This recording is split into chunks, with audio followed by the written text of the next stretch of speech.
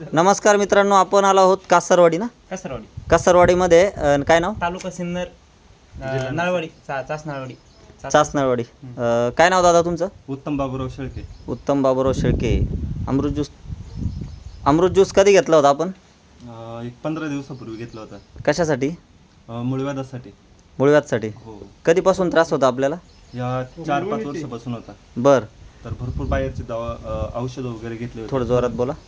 भरपूर औषधं घेतले होते हा. त्याच्यापूर्वी. हां तर मला काही फरक नाही.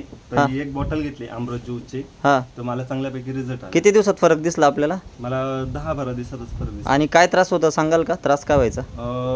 मुळव्याधाचा मोड येणे, रक्त पडणे, मुळव्याधाची जागी खाज येणे खाज येणे किंवा रक्त पडणे.